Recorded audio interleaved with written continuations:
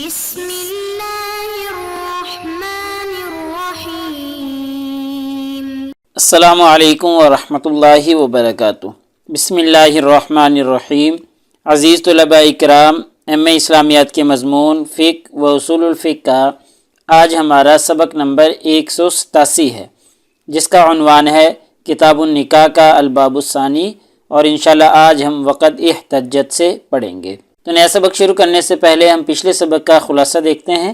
پچھلے سبق میں ہم نے سب سے پہلے عبارت کا ترجمہ اور عبارت کی مختصر تشریح پڑھی تھی، اور مختصر تشریح کے دوران ہم نے کچھ مسائل کو زیر بحث لانے کی کوشش کی تھی، جن میں ایک جو مسئلہ تھا مصنف نے بیان کیا تھا قیاس کی وجہ ضعف، کہ تحدید کے قائلین جو فقہا ہیں انہوں نے جو قیاس کیا ہے، مصنف نے پچھلے سبق میں اس قیاس کی وجہ ضعف بیان کی تھی کہ یہ قیاس کیوں ضعیف ہے، کیوں کمزور ہے۔ ایسے ہی پچھلے سبق میں مہر کی جو کم از کم مقدار ہے اس کے بارے میں مصنف نے اختلاف ذکر کیا تھا اور بتلایا تھا کہ جیسے سرقہ کے نصاب میں فقہا کا اختلاف ہے بعینہ ہی، وہی اختلاف مہر کی جو کم از کم مقدار ہے اس میں بھی پایا جائے گا۔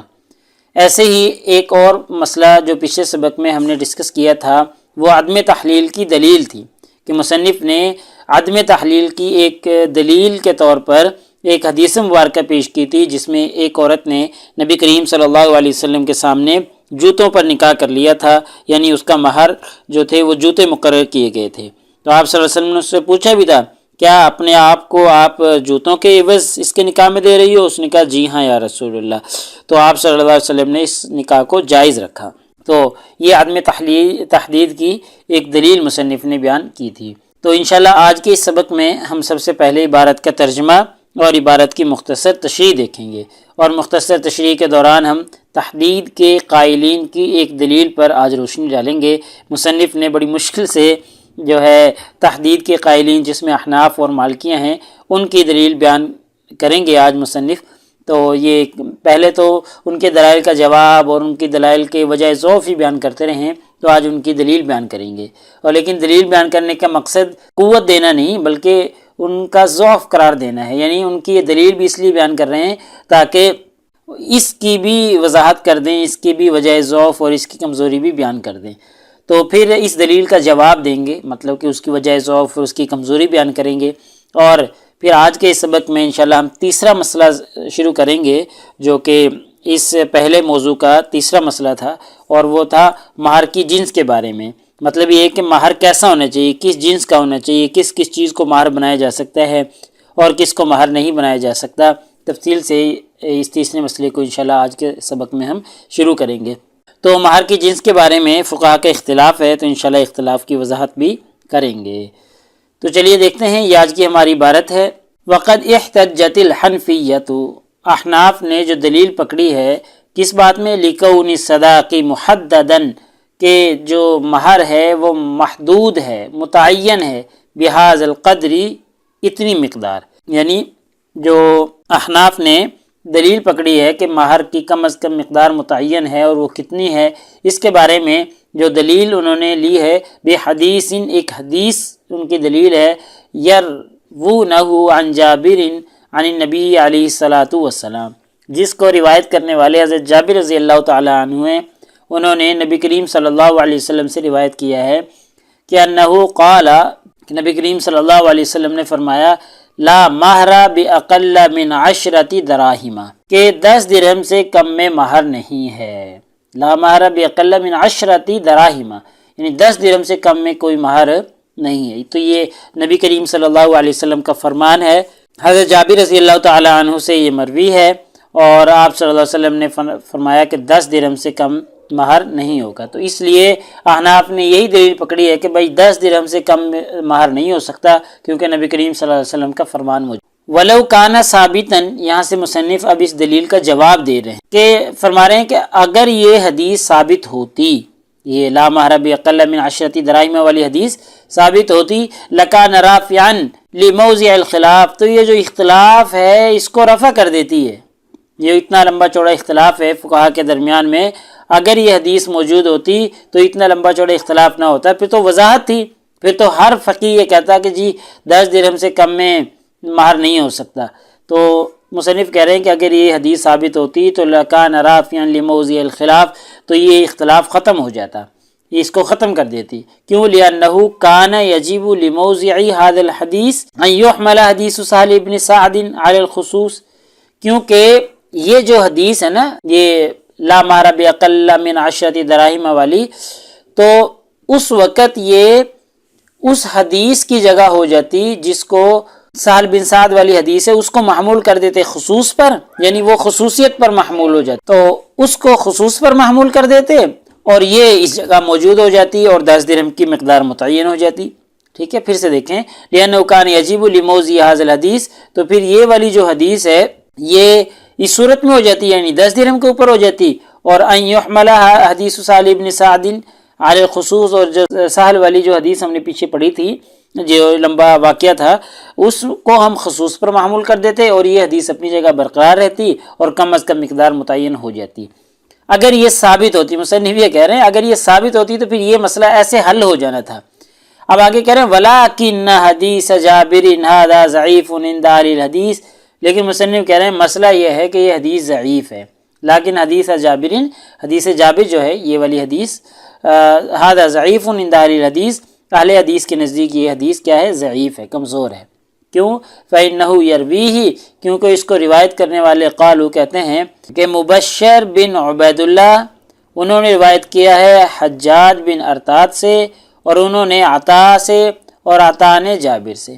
ٹھیک ہے، تو یہ سند ہے اس کی، اس میں سند کے اندر 2 لوگ آئے، مبشر اور حجاج بن ارطاد، تو کہہ رہے ہیں وَمُبَشَّرٌ وَالْحَجَّاجُ ضَعِيفَانِ، کہ مبشر اور حجاج جو اس سند میں 2 لوگ آ رہے ہیں وہ ضعیف ہیں۔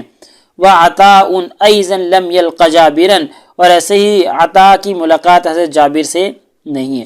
جب حضرت جابر سے ملاقات ہی نہیں ہے تو پھر وہ اس سے کیسے روایت کر سکتے ہیں؟ تو ایک وجہ ضعف اس میں یہ آ گئی، اور دوسری یہ ہے کہ حجاج اور مبشر یہ جو 2 لوگ ہیں نا یہ ضعیف ہیں، تو جب یہ ضعیف ہیں تو پھر یہ حدیث بھی ضعیف ہو جائے گی، اس سے حکم نہیں نکالا جا سکتا۔ تو دیکھیں مصنف کہہ رہے ہیں کہ بھئی یہ اگر حدیث ثابت ہوتی تو پھر تو مسئلہ ہی حل ہو جانا تھا نا، پھر تو کوئی پرابلم ہی نہیں تھی، پھر تو سب کے نزدیک ہی 10 درہم سے کم میں مہر نہیں ہو سکتا تھا، لیکن ایسا نہیں ہے، یہ حدیث ضعیف ہے، اور ضعیف وجہ ضعف مصنف نے بتلا دی کہ مبشر اور حجاج جو ہیں یہ ضعیف ہیں، اور ایسی عطا کی ملاقات جابر سے نہیں ہے، تو لہٰذا یہ حدیث ضعیف ہے اور حدیث ضعیف سے حکم نہیں نکالا جا سکتا۔ وَلِذَلِكَ لَا يُمْكِنُ أَن يُقَالَ، اسی لیے اس حدیث کو ان هذا الحدیث، اس حدیث کو معارض لحدیث سہل بن سعد، سہل بن سعد والی حدیث سے متصادم قرار نہیں دیا جا سکتا۔ ٹھیک ہے، یعنی یہ اس کے متصادم نہیں ہے، اس کے مخالف نہیں ہے۔ کیوں نہیں ہے؟ کہ بھئی یہ کمزور ہے، وہ ٹھیک ہے، تو وہ اپنی جگہ برقرار رہے گی، پھر یہ رد کر دی جائے گی، تو اس لیے اس کو اس حدیث کے مخالف یا اس کے متصادم قرار نہیں دیا جا سکتا۔ بہرحال مصنف نے ایک دلیل تحدید کے قائلین فقہا کی بھی بیان کی ہے، لیکن اس کی وجہ ضعف، اس کی کمزوری، اور اس کا جواب بھی مصنف نے ساتھ ہی دے دی۔ آگے المسئلۃ الثالثہ، یہاں سے تیسرا مسئلہ اس موضوع کا، پہلے موضوع کا شروع کیا جا رہا ہے کہ اما جنسہ، اس کی جنس کے بارے میں ہے کہ مطلب جو مہر کی جنس ہے وہ کیا ہونی چاہیے، کس طرح کی جنس مہر بن سکتی ہے۔ فَكُلُّ مَا جَازَ أَن يُتَمَلَّكَ وَأَن يَكُونَ عِوَزًا، کہ ہر وہ چیز جو ملکیت بن سکے، جس کا ملکیت میں ہونا جائز ہو، اور ان یکون عوضاً، اور وہ عوض کے کام آ سکے، تو ہر ایسی چیز، ہر ایسی جنس کی چیز جو ہے وہ مہر بھی بن سکتی، ٹھیک ہے، یعنی جس کی ملکیت جائز ہو اور جو عوض میں کام آ سکے، جس کا مالک بنا جا سکے، اور جس کو کسی چیز کے بدلے میں، یعنی خرید و فروخت میں جیسے، یا کسی بھی چیز کے بدلے میں اس کو عوض بنایا جا سکے، تو ایسی چیز مہر بھی بن سکتی۔ واختلفوا فی ذلک فی مکانین، ہاں 2 جگہوں میں اختلاف ہو گیا ہے فقہا کے درمیان، تو وہ 2 جگہ کون سی ہیں؟ فی النکاح بالاجارتی، ملازمت پر نکاح کرنا، یعنی کوئی شخص کہتا ہے کسی عورت کو کہ میں آپ کو ملازمت دوں گا تو آپ میرے ساتھ نکاح کر لیں، تو آیا اس ملازمت کو مہر ٹھہرا کر نکاح کرنا جائز ہے یا جائز نہیں ہے؟ ایسی دوسری صورت ہے وفی جعل عتق امتہ صداقہ، کہ لونڈی کی آزادی کو مہر بنانا، کہ اس کو کہا جائے کہ میں آپ کو آزاد کر دیتا ہوں اور اس آزادی کے بدلے میں آپ مجھ سے نکاح کر لیں، یعنی یہ آزادی جو ہے یہ مہر ٹھہرے گی، تو کیا یہ مہر بن سکتا ہے یا نہیں بن سکتا؟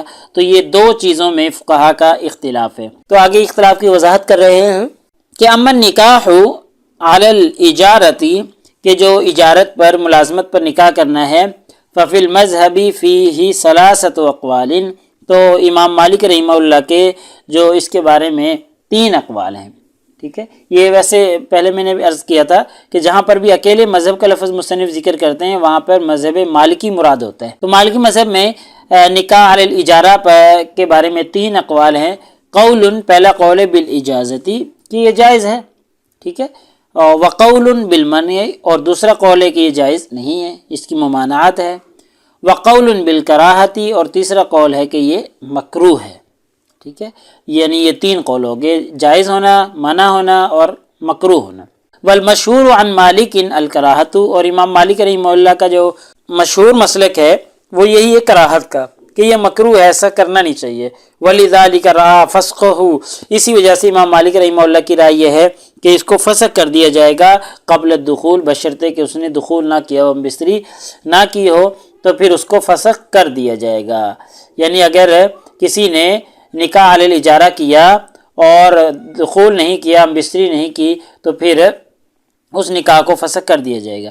وَأَجَازَهُ مِنْ أَصْحَابِهِ، اور امام مالک رحمہ اللہ کے اصحاب میں سے کچھ نے اس کو جائز بھی قرار دیا ہے، جن میں اسبغ ہیں، سحنون ہیں، ان لوگوں نے، ان فقہا نے اس کو جائز قرار دیا ہے۔ وَهُوَ قَوْلُ الشافعی، اور یہی قول امام شافعی رحمہ اللہ کا بھی ہے، ٹھیک ہے، یعنی جائز ہونے کا۔ وَمَنَعَهُ ابن القاسم، اور ابن القاسم نے اس کو منع کیا ہے اور کہا ہے کہ جی نکاح ایسا جو نکاح علی الاجارہ ہو یہ منع ہے، اس کا جواز نہیں ہے۔ وابو حنیفہ رحمہ اللہ، امام حنیفہ رحمہ اللہ، الا فی العبد، غلام میں تو اس کو جائز قرار دیتے ہیں۔ فإن ابا حنیفہ اجازہ، امام ابو حنیفہ رحمہ اللہ اسے جائز کہتے ہیں، یعنی غلام کے سلسلہ میں امام ابو حنیفہ رحمہ اللہ اس کو جائز قرار دیتے ہیں کہ غلام کے سلسلہ میں تو جائز ہے لیکن عام لوگوں کے سلسلہ میں نکاح علی الاجارہ جائز نہیں ہے۔ لہٰذا آج کے ہمارے سبق کا خلاصہ نکلا کہ آج کے اس سبق میں ہم نے سب سے پہلے عبارت کا ترجمہ اور عبارت کی مختصر تشریح دیکھی ہے، اور مختصر تشریح کے دوران ہم نے دیکھا ہے کہ تحدید کے جو قائلین فقہا ہیں ان کی دلیل ہے، حدیث پیش کی تھی مصنف نے، لا مہر باقل من 10 دراہم، کہ 10 درہم سے کم میں مہر نہیں ہو سکتا، تو یہ تحدید کے جو قائلین فقہا ہیں ان کی دلیل تھی۔ پھر مصنف نے آج کے سبق میں اس دلیل کا بھی جواب دیا ہے کہ یہ کیوں دلیل نہیں بن سکتی، اس کی وجہ ضعف بیان کی ہے کہ اس میں 2 راوی ضعیف آ گئے، اس وجہ سے یہ حدیث کمزور ہے، ضعیف ہے، اور ایسے ہی اس حدیث مبارکہ میں عطا کی ملاقات جابر سے نہیں ہے، تو اس وجہ سے بھی اس میں ضعف آ گیا ہے۔ اور آج کے سبق میں ہم نے تیسرا مسئلہ شروع کیا ہے جو کہ مہر کی جنس کے بارے میں ہے۔ تو ہم نے پڑھا کہ ہر وہ چیز جو عوض بن سکتی ہے، جس کا مالک بنا جا سکتا ہے، وہ عوض بن سکتی ہے، وہ مہر بن سکتی ہے۔ ایسے ہی 2 چیزوں میں فقہا کا اختلاف تھا کہ مہر کی جنس کیا ہوگی، کیسی ہوگی، تو 2 چیزوں میں اختلاف تھا کہ نکاح علی الاجارہ، ملازمت پر نکاح کرنا، ملازمت کو نکاح میں مہر ٹھہرانا، یہ جائز ہے یا جائز نہیں ہے۔ اس میں فقہا کا جو اختلاف تھا ہم نے اختلاف کی وضاحت کر دی ہے۔ تو پیپر میں پوچھے جانے والے سوالات سے متعلق اگر ہم گفتگو کریں تو ایک سوال یہ ہے کہ یہ مذکورہ عبارت کا ترجمہ اور تشریح کریں، ایسے ہی مہر کی کم از کم مقدار فقہا کے اقوال کی روشنی میں بیان کریں۔ تو یہ ہمارا آج سبق مکمل ہو چکا ہے، یہ سوال آج کے سبق میں، تو الحمدللہ۔ ایسے ہی ایک نیا ہمارا سوال شروع ہوا ہے کہ مہر کی جنس کے بارے میں فقہا کے اقوال کی وضاحت کریں، تو یہ آج ہم نے تیسرے مسئلے میں یہ سوال شروع کیا ہے، تو یہ ممکن ہے آگے بھی چلے گا۔ تو اگلے سبق نمبر 188 میں انشاءاللہ ہم اسی ترتیب سے آگے چلیں گے، اور کتاب النکاح کا الباب الثانی ہمارا چل رہا ہے، وسبب اختلافہم سے آگے پڑھیں گے۔ چونکہ یہ 2 مسائل پیچھے گزرے ہیں آج کے اس سبق میں کہ جی نکاح علی الاجارہ جائز ہے یا جائز نہیں، اس میں فقہا کا اختلاف تھا، تو اختلاف کی وضاحت تو آج کے سبق میں ہم کر چکے ہیں، اختلاف کا جو سبب ہے وہ اگلے سبق میں انشاءاللہ ہم بیان کریں گے۔ جزاکم اللہ خیر۔ السلام علیکم ورحمۃ اللہ وبرکاتہ۔ اگلے سبق تک اجازت چاہتا ہوں۔